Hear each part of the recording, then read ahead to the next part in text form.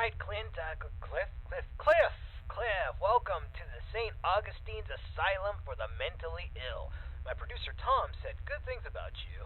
In your backpack is a flashlight, a voice recorder, an EMF, and a couple of little fun occult things. We'll let you know when to take those out. Ready to pay off some of those college debts and beer tabs? Well, of course you are. And when you're ready, enter in through those front doors.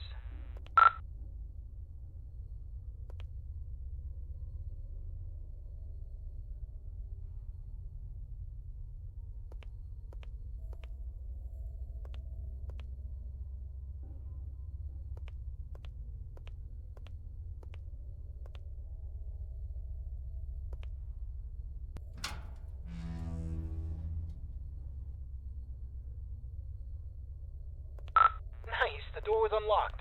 It can get a little sticky sometimes. So here's the story behind the St. Augustine's Asylum for the Mentally Ill. It was founded in the 1880s, closed in the 1960s. A lot of nasty stuff happened here. This place is only supposed to house around 500 patients, but at its peak, it was around 3,300 patients in here. The place was, less of a hospital and more of a place where you dropped your problems off and hoped they disappeared.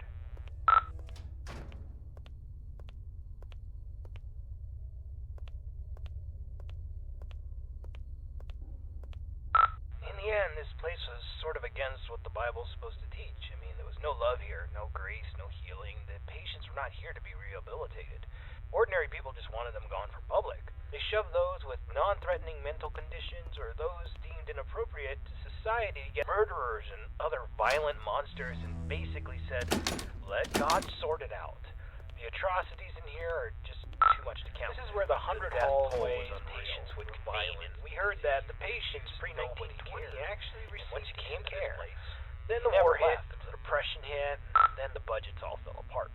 The room you stand in once healed 20 patients in need of attention, and by the end, 150 patients would pass through this room, naked, starving, attacking each other at random, flaying themselves with metal wires from their beds. Be careful where you step.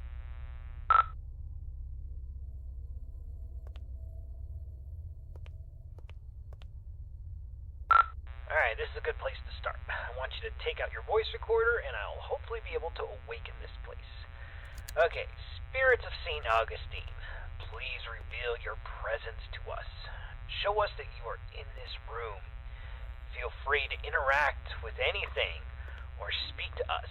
Use your words, use your voice, and let us know that you're here.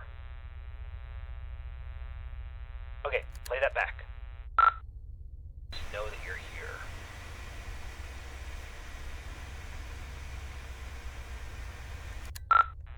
Nothing. Alright, let's try that again.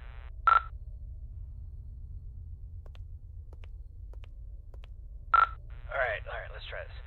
Ghosts of St. Augustine, please let us know that you are still in this hospital. I give you permission to reveal yourself. I give you permission to come to life. Just give us a sign that you're here. Tell us where you are. Speak to us now into this microphone. Alright, check that. Now into this microphone. Alright, let's try one more spot.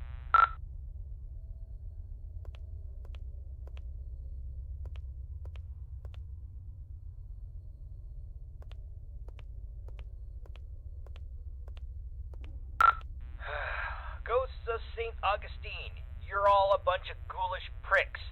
Show up or piss off!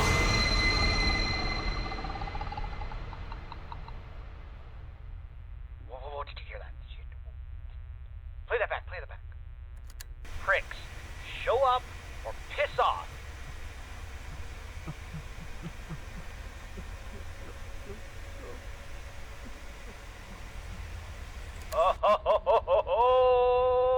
Alright, looks like we got an investigation. Alright, I want you to go down the morgue hallway, and we're going to continue our investigation in the other gathering area.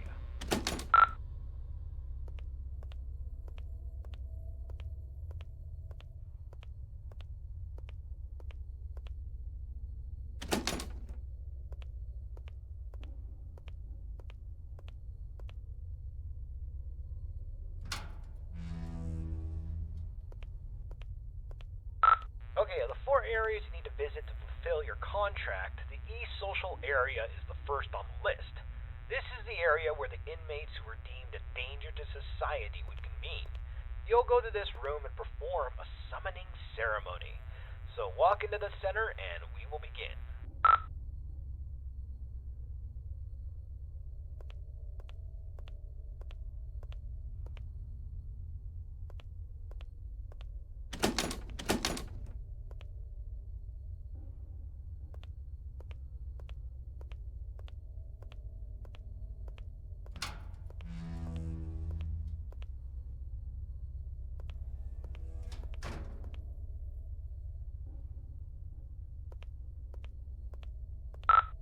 Entrance to patient cells 200 to 219.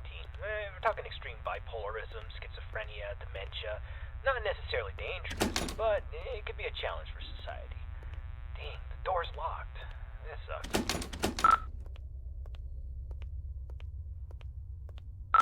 This is the entrance to the patient cells 220 to 240. This is where they kept the lunatics, the murderers, the sociopaths. The worst of the worst, including Clive the Peeper Johnson. You'd think he would be a pervert with a nickname the Peeper, but the truth is far worse. He was extremely manipulative and very intelligent.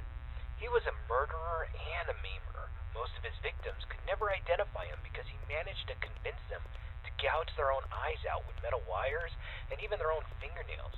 He came here due to legal loopholes, and when the facility went off the rails and the doctors stopped caring, he jumped into action. The patients who didn't listen were tortured, and the ones who did wandered around the facility, blind, screaming, and in constant fear. This door's locked too. Let's just start the ceremony.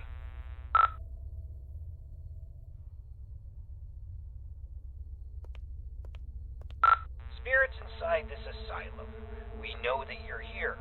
We release you from your restraints. Come forward and live again. This person is no longer shielded from the realm of the dead. You may be seen, interact, and manipulate him in any way as you see fit.